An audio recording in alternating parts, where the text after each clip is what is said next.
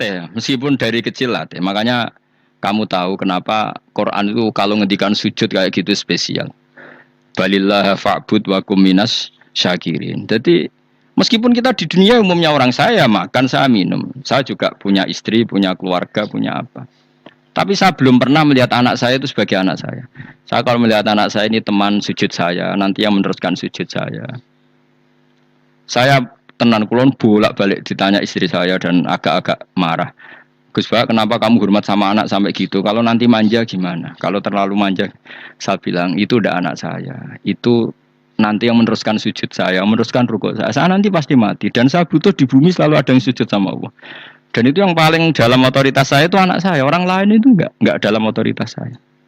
Sehingga kita melihat anak itu ini penerus sujud saya, penerus rukuk saya. Kita enggak sudah duniawi sekali. Rumah tanah anak tua ben di rumah. Kapitalistik. PKI lah pikirannya yang ngono, Cina yang ngono. Wong fasek-fasek ning dalan yang ngono kowe nggawa jalalan ngalor ngidul utek cek ngono. Jadi dulu itu kalau para nabi donga fahab li milladunka waliya yarisuni wa yarithu min ali Yakub, seorang turunan yang meneruskan tradisi sujud, tradisi. Sehingga ulama-ulama dulu kalau dongakno anake ya min ahli sujud wa min ahli Quran wa min ahli sunnah napa wal jamaah. Gak apa-apa, aku seneng dunia gak apa-apa. Ora usah tak warai wis seneng dhisik, paham? Dadi iki ora usah. Lu cara Gus Bak ra apa-apa, ora usah tarani ra apa-apa, sebab lakoni. Makanya kula suwun sangat, sujud itu luar biasa. Nanti kamu di akhirat kenangan terbaik Anda di dunia adalah pernah apa? Sujud. Bayangkan kalau itu jadi orientasi Anda. Anda berpolitik, cek melok partai Gerindra, cek Golkar, cek PDI supaya jadi penyuara sujud tidak dilarang di Indonesia. Karena umat Islam mayoritas, saking mayoritasnya sampai pejabat rasolat rawani. Gara-gara pejabat rasolat bakal dipilih. Itu berarti kamu berpolitik niat bikin satu pressure supaya standar orang benar adalah sing nopo sujud itu ya benar. Kok yang kaya kerja biar bisa beli tanah untuk masjid, yang orang miskin ikut menopang supaya masjid itu berdiri. Semuanya orientasinya menuju apa? Sujud. Jadi tidak sujud itu harus terus kowe dadi wong khusuk sing goblok terus sujud terus. Tahu-tahu negara dikuasai komunis misalnya, terus akhirnya sujud dilarang. Termasuk menciptakan satu suasana Islami di negara ini juga berarti menciptakan keberlangsungan sujud. Karena dengan suasana Islami berarti sujud tidak dilarang, bahkan dianjurkan dan sebagainya dan sebagainya. Ini penting saya katakan karena kalau tidak diingatkan yes, ruwet. Nabi itu pernah punya anak dalam. Anak dalam itu setelah mau boyong coro santri itu ditanya, kamu minta apa sama saya? Ya Rasulullah kasih waktu 1-2 hari mau saya pikir. Karena yang menanyakan orang yang Sayyidul Awalin wal Akhirin setelah sekian 2 hari, minta apa kamu? Jaluannya gak tanggung-tanggung. As'aluka murafaqataka fil jannah. Saya minta jadi temanmu di surga. Oh Nabi kaget tuh. Kok kalian diwarai wong ya? Mboten terjemarai. Dan Nabi, kok Nabi diwarai wong enggak ada ya Rasulullah. Terus, kenapa kamu minta itu? Kata tadi, kalau saya minta dunia itu nanti zailah, dunia itu pasti hilang, faniyah pasti hilang. Maka yang abadi adalah saya jadi temanmu di surga. Tapi apa kata Rasulullah? Jawab, fa'inni ala nafsika bikasrotis sujud. Ya sudah kamu bantu saya, kamu memperbanyak sujud. Kayak apa Rasulullah? Nabi pun mintanya fa'inni ala nafsika bikasrotis sujud. Saya bantu untuk menolong diri kamu memperbanyak apa? Sujud. Makanya di pertama surat turun itu ada wasjud waqtarib. Kamu bersujud dan kemudian mendekatlah kepada Allah. Tapi sekarang enggak. Karena kita kena hijab duniawi, mitra penting, semuanya penting. Dan semuanya penting itu makna di hati kamu adalah hadzun nafsi. Bahkan ngidolakno kiai perkara hadzun nafsi. Wah nak dadi kiai gede. Wah teko ditolak al-badru. Walena puidato MC ini muni Saiful Fadilah wal Karomah. Mbah sak uni-unine MC. Bariku disangoni dihormati. Tekan muji ulama wae dari segi dun. Ya wi bariku iso wayo akeh macam-macam. Utek nek selek tekan muji ulama wis dari segi. Makanya saya ini termasuk ulama. Kalau kan saya ngebes biasa. Kalau jarang kerso di panggungnya seneng dukung. Supaya semua ulama udah dipandang secara apa? Dunia. Saya sampai sekarang ngedus anak kula biasa. Teng pasar gitu biasa. Kalau marung teng pasar mangan gitu biasa. Nak seneng kula ben atas nama wong alim karena apa? Kalau kita terlalu menikmati duniawi lama-lama orang seneng ulama juga dari sisi dunia. Keren dadi kiai teko disualami dicucupi terus munggah Ya enggak apa-apa itu enggak dosa sebenarnya, tapi takut saya elek-elek iku ngidolakno perkara duniawi, soalnya itu loh. Dadi ngene tak pikir teko ngaji bar wis karepmu paham karepmu ora karepmu. Wulan ngarep ora ngaji karepmu. Mesti rugi kowe ya, aku tenang ae aku lah. Ben orang itu latihan ikhlas, napa? Latihan ikhlas. Lho kula kadang nggih diprotes mbek tiang-tiang. Gus, jenengan sekali-kali nak tidak tak derekno kok umum. Aku itu tidak mengharamkan itu, meneh kula dereng tuwa. Derekno hausi malah turu, sopa meneh. Dalane ra roh derekno kiai malah ngel-ngel wong. Ngeruhin tahu takon derekno nang kota, takon nyepeda motor hen terno ning gone Malibur. Dalane ra roh malah njuk nerangno. Lha hen dalan akhirat ora roh donya ora roh sing ora iku apa. Lah takoki wong ejek urip. Nek dalan donya ora roh dalan akhirat ora mbok roh iku apa. Serepet tenan. Jadi kenapa saya ndak mau, bukannya menolak. Saya senang kalau kiai-kiai terhormat, senang sekali. Saya senang kalau ada ulama dihormati karena supaya jadi tradisi ulama itu terhormat. Tapi jangan semua ulama mau dihormati. Nanti lama-lama jadi siklus tekan mencintai kiai saja karena fasilitas duniawi.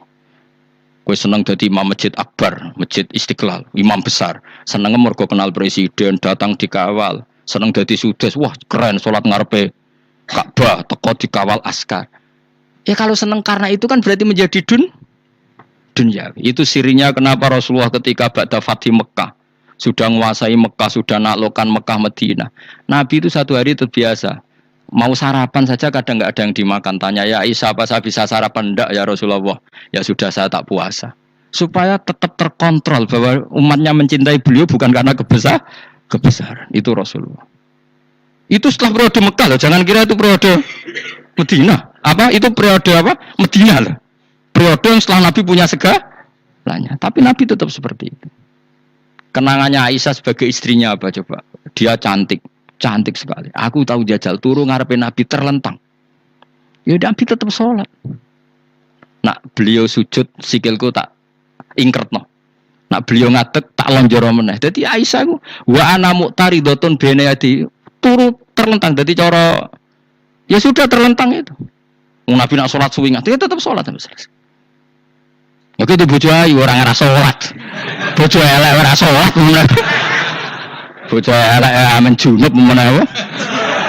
Wis kowe ora kena go contoh wis wong kasus wis wong kasus ora kena itu. Kowe di bojo ayu prawan turu karepmu sida sholat ora bos misale lho. Pemenang wong jenggoten wae tambah over. Mustafa kalau ora nyek jenggoten liyane ora usah tersinggung. Mergo nang nyek wong akeh dosa, nang nyek wong sitok ora. Misale dosa wis tak hitung mau ke sore. Aku nyek dosa sitok, mulang ganjarane 10, cek susuk piro? 9. Dadi cek surplus cara orang dagang cek. Cek badi. Iku kan adene ra ikhlas. Ora ikhlas aku ora ikhlas ilmuku, malah lara. Malah neraka ping 13 dene. Makanya ini dipikir ya, saya ulang lagi harus dipikir secara matang-matang bahwa kita tidak boleh terlena oleh kehidupan dunia. Menjadi bodoh kan Anda minum teh, kemudian anak Anda jatuh di pinggir Anda. Paham ya? Nah sekarang menyangkut mukjizat. Ini masih tentang ayat ini, nanti sampean tahu logikanya. Tak bedain, tidak jawab satu-satu aja. Karena iman syaratnya harus tahu. Fa'lam itu tahu. Fa'lam annahu la ilaha illallah. Ketika sekarang telur, saya memberitahu misalnya, telur ini dadi pitik, cara kowe mungkin tau. Ayo jawab satu-satu. Mungkin kan? Tapi pertanyaannya, saat telur menjadi pitik kemudian mungkin, dan ayam ini bisa terbang, bisa selingkuh, bisa punya anak turun, itu menjadi mungkin itu kan kamu pun tidak ikut menciptakan. Ikut gak kamu menciptakan telur menjadi ayam? Tidak kan? Kan di luar kudrah kamu, di luar kemampuan kamu. Tapi kamu bilang itu mungkin. Ada onta yang buting, yang sudah hamil, sudah.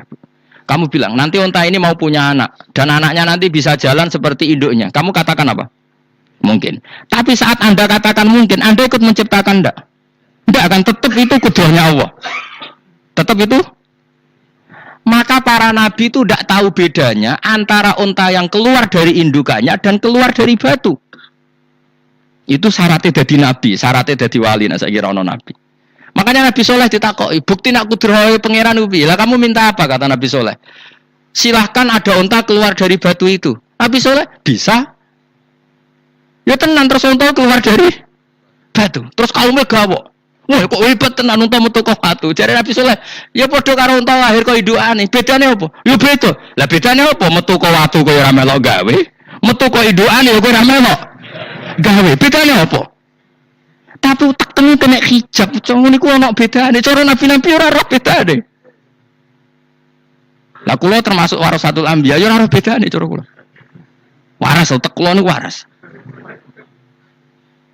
Lha yo misale kowe cara iman seperti itu yakin dadi wali. Wes sama amatir-amatir lah, wali swasta lah, wes pokoke iso dadi wali. Jadi manusia itu lucu, sesuatu yang dia pun tidak bisa, iku sok bedakno. Kalau telur menjadi ayam mungkin. Sapi keluar dari indukan mungkin. Biji padi menjadi padi besar mungkin. Tapi nak watu kok jadi biji padi mukhal. Lu saat yang dikatakan mungkin-mungkin itu apakah manusia ikut memberi? Tidak kan? Ikut menciptakan? Harusnya kan dia bilang, yo aku menyaksikan itu karena ada kekuatan X yang menciptakan itu. Harusnya dia kalau mau konsisten kan, saya tidak bisa menciptakan telur jadi ayam, tapi ada kekuatan lain yang menciptakan dan saya tidak bisa. Jadi telur keluar dari ayam ya kita tidak bisa menciptakan.